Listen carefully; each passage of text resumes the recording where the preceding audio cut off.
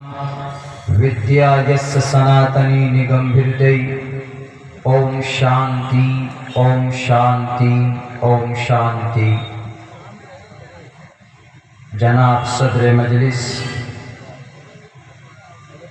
Stage पर मुअज़्ज़ज़ उलमाए किराम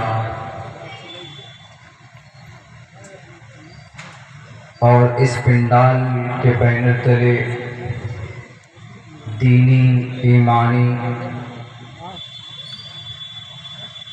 समाजी भाइयों, नौजवान साथियों,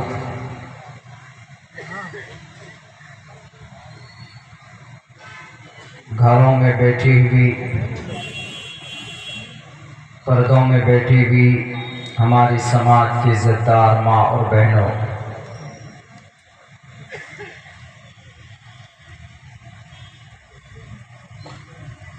आज 15 अगस्त बड़ी खुशी के साथ हम लोग झंडा फहराते हैं।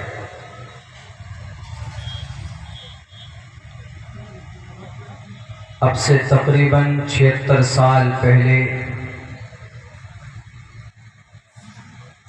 1947 15 अगस्त की तारीख को हमारा ये मुल्क आज़ाद हुआ।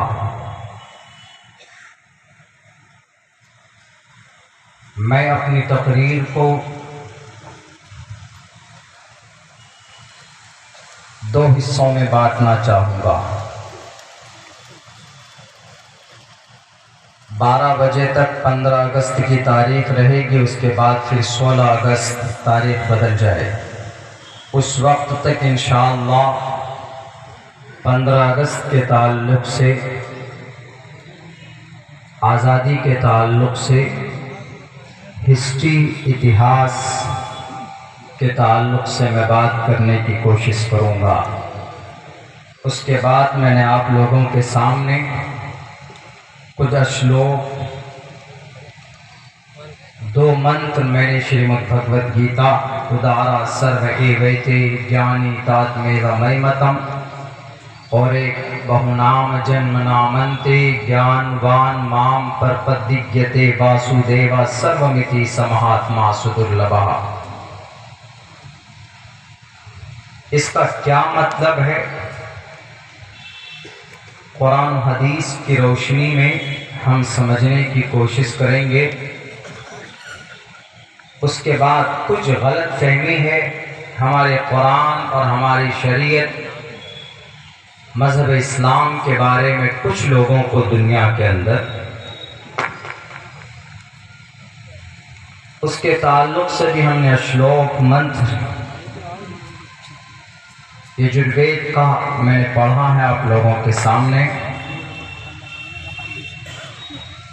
जहाँ जहाँ कुरान और शरीयत पर एतराज़ है लोगों को, उस एतराज़ और उस गलतफहमी को समझने की कोशिश करेंगे। ये 2 हिस्सों में हमारी आज बात होगी।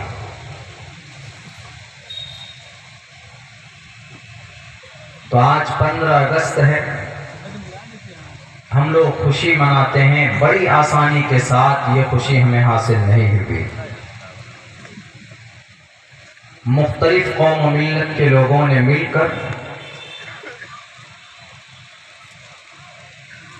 अंग्रेज़ों से मुकाबला करके इस मुल्क को, भारत को आज़ाद किया। इसका संविधानिक नाम 2 है, भारत और इंडिया।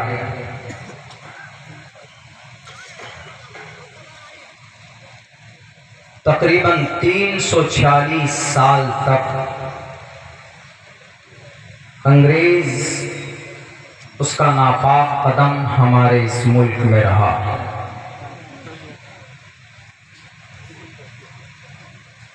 साढ़े 800 साल तक मुगलिया सल्तनत, उससे पहले अलग अलग हिंदू राजा महाराजा, उससे पहले आदिवासी लोग आदिवासी जिन्हें हम बहुत कम शुमार करते हैं गिनती में, ओहदे में, आदिवासी, आदि करंत, आदि का मतलब पुराना होता है, वासी का मतलब रहने वाला। इस देश का मूल निवासी आदिवासी ही है। हम भी नहीं हैं, हमारे बिरादरान वतन भी नहीं है, क्रिश्चियन, जैन, बौद्ध भी नहीं, बल्कि इस मुल्क के मूल निवासी, वारिस, एक हिसाब से, एक नज़रिए से, तारीख की रोशनी से आप उनको भी कह सकते हैं। वरना एक तारीख ये है कि इस मुल्क में हमारे बाबा आदम आए, उनका कदम पड़ा, तो उस हिसाब से हम इस मुल्क के वारिस हैं। इसलिए कि बाप जहां आता है तो बाप की जगह बाप की प्रॉपर्टी उनके बेटों की होती है, तो इसीलिए एक तारीख ये भी है। मुगलिया सल्तनत के बाद 1601 ईस्वी में अंग्रेज का तिजारती सफर शुरू होता है भारत में, सूरत और कलकत्ता। उस वक्त हमारा मुल्क, हमारे इस देश में, हमारे इस कंट्री में, यहाँ की जीडीपी बहुत मजबूत और स्ट्रॉन्ग थी उस वक्त।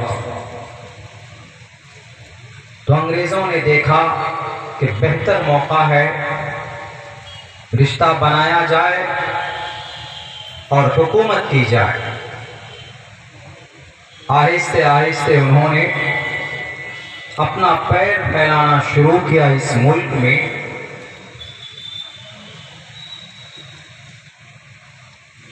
तो अपने एजेंडे के तहत आगे बढ़ रहा था, लेकिन उसके इस कदम को रोकने वाला अंग्रेज जब ताकतवर,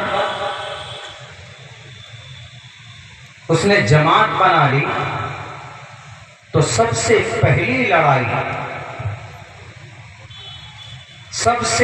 लड़ाई हम लोग तो ये जानते हैं कि आज़ादी की लड़ाई 1857 से शुरू हुई है, शामली के मैदान, थाना भवन, मुजफ्फरनगर से। ऐसा नहीं है, इसको काटने की कोशिश की जा रही है। पहली जंग, पहली लड़ाई अंग्रेज से नवाब सिराजुद्दौला के नाना अली वर्दी खान ने शुरू की थी 1754 में। मुर्शिदाबाद बंगाल के रहने वाले वहां के राजा थे।